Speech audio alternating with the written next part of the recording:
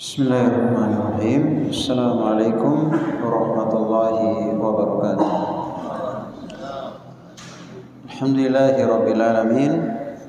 Hamdan katsiran tayyiban mubarakan fi kama yuhibbu rabbuna wa yarda. Asyhadu an la ilaha illallah wahdahu la syarika lah iqraran bihi wa tauhida. Wa asyhadu anna Muhammadan abduhu wa rasuluh sallallahu alaihi wa ala alihi wa sahbihi wa sallama tasliman katsira, amma ba'd. Alhamdulillah, pada malam hari ini kembali kita melanjutkan kajian kita dalam menyelesaikan kurikulum akidah, penjelasan tentang la ilaha illallah. Sekarang kita masih pada kitab tauhid. Kita akan masuk pada bab yang baru. Kata penulis rahimahullah, babun man tabarraka bi syajaratin aw hajarin wa nahwihima. Bab siapa yang mencari berkah, siapa yang mencari berkah pada pohon, ya, atau batu atau yang semisalnya. Jadi mencari berkah, ya, mencari berkah pada pohon atau batu dan yang semisalnya, ya.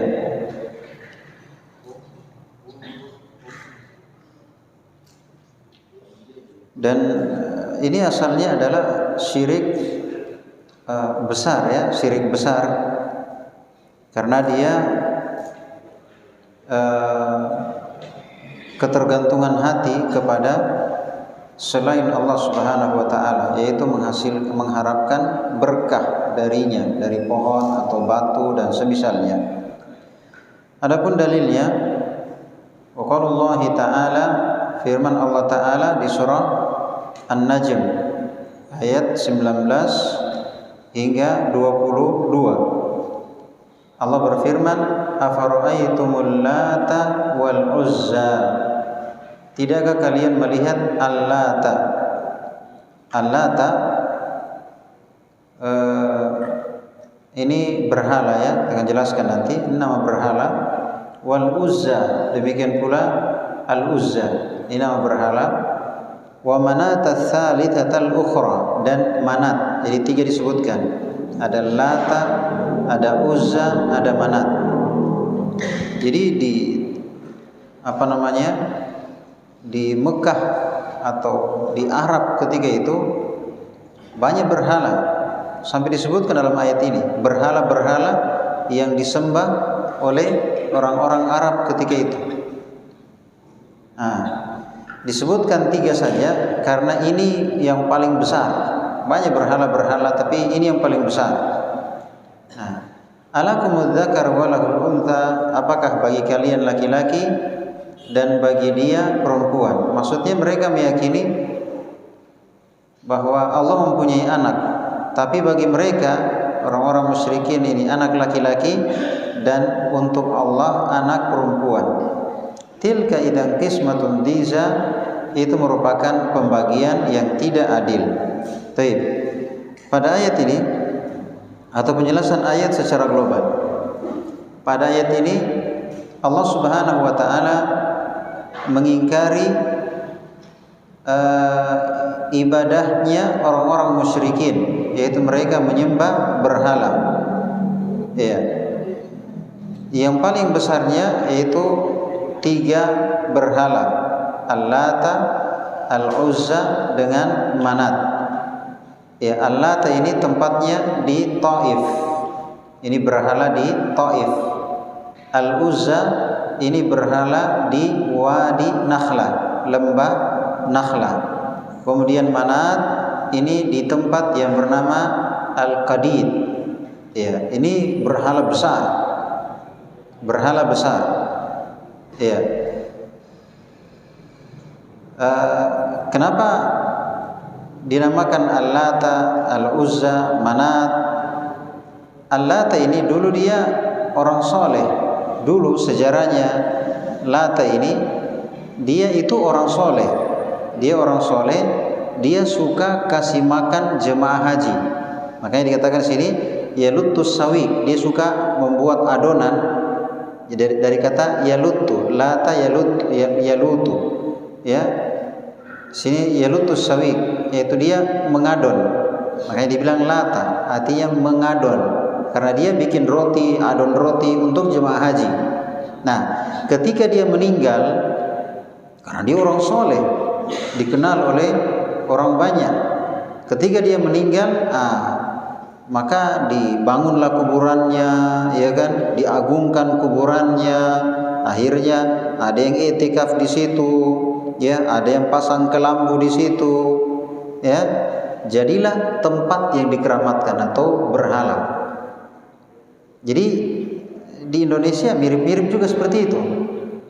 Ya, yang dianggap wali, yang dianggap orang soleh, pada akhirnya dijadikan sebagai berhala. Makanya dibilang al-lata dari kata yalutus sawiq, yaitu mengadon roti. Karena dulu dia suka, artinya orang dermawan, orang suka kasih makan orang. Tapi sayangnya orang-orang memuliakan kuburannya, mengagungkan kuburannya, akhirnya menjadi berhala. Ingat ya, dalam Islam urusan kuburan cuma dua. Kalau ada orang mati atau mau ingat mati, dua saja. Ada orang mati, berurusan dengan kuburan. Mau ingat mati, sering-sering lihat kuburan. Cuma dua fungsinya. Selain dari itu tidak ada. Nah, kalau sekarang di tengah kaum muslimin banyak. Kalau anaknya sakit, ingat kuburan. Mau pi tanah suci, ingat kuburan. Pulang dari sana, ingat lagi. Habis menikah, ingat kuburan. Ya, dan seterusnya. Iya. Al-Uzza, kenapa dinamakan Al-Uzza? Ya, Al-Uzza, jadi mereka ambil dari nama Al-Aziz. Al-Aziz kan nama Allah. Jadi mereka juga cari nama-nama yang bagus. Ini pecahan kata dari nama Allah Al-Aziz. Mereka kasih nama Al-Uzza. Katanya asalnya dari nama Al-Aziz. Dia ini pohon. Dia pohon di lembah Nakhlah. Ini tempatnya di sekitar Mekah dan Taif. Antara Mekah dan Taif, di situ ada lembah. Nah, di situ ada pohon besar. Itu pohon yang dikeramatkan. Ya, di situ dibangun, ada astar, ada siternya, ada gorden-gorden. Kalau di sini kelambu dipasang kelambu.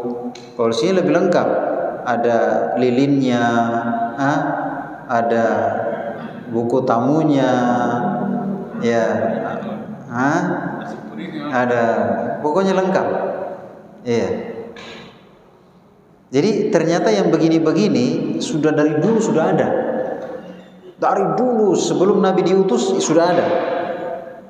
Jadi ternyata yang dikeramat-keramatkan itu mungkin dia kuburannya orang soleh, mungkin dia pohon, mungkin dia batu, sudah ada sejak dulu. Sudah ada. Sampai sekarang mirip. Iya. Kemudian manat. Manat ini, jadi kalau Al-Uzza ini sembahannya orang-orang Quraisy dan Banu Kinana. Ya, Banu Kinana. Kalau Al-Lata tadi itu sembahannya orang-orang Sakif. Makanya banyak kabilah atau orang disebut As-Saqafi, dari kabilah Sakif. Ya. Kemudian jadi jangan dikira dulu tanah Arab itu bersih dari syirik. Dulu luar biasa syiriknya. Tapi alhamdulillah berkat dakwah tauhid dengan sebab pertolongan dari Allah Subhanahu wa taala, ya, alhamdulillah pohon-pohon atau kuburan atau apa saja yang dikeramatkan semua sudah hilang. Iya. Artinya memang sana pemerintahnya melarang hal tersebut. Iya. Kemudian yang ketiga manat. Manat ini terambil dari kata Al-Mannan. Al-Mannan nama Allah. Jadi bagus-bagus ya. Kalau kita biasanya kan kalau kita biasanya kalau di Bugis, ada namanya orang Ammang. Ternyata terambil dari nama Allah Ar-Rahman. Ya. Misalnya namanya Baso, ternyata dari Abbas. Tapi Abbas kan bukan nama Allah ya. Tapi maksudnya ternyata mereka juga dari dulu itu ambil dari nama-nama yang bagus, tapi pakai istilah mereka. Seperti tadi Al-Uzza itu mereka ambil dari Al-Aziz. Kemudian Al-Manat terambil dari Al-Mannan. Al-Mannan ini di tempat yang bernama Kudain antara Mekah dan Madinah. Ini sembahannya orang-orang Khuza'ah, Aus, Khazraj, ya. Taib. Jadi dia ini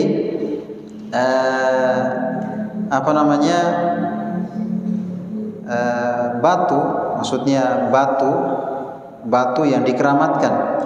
Ya, jadi lengkap ya, ada kuburan, ada pohon, ada batu.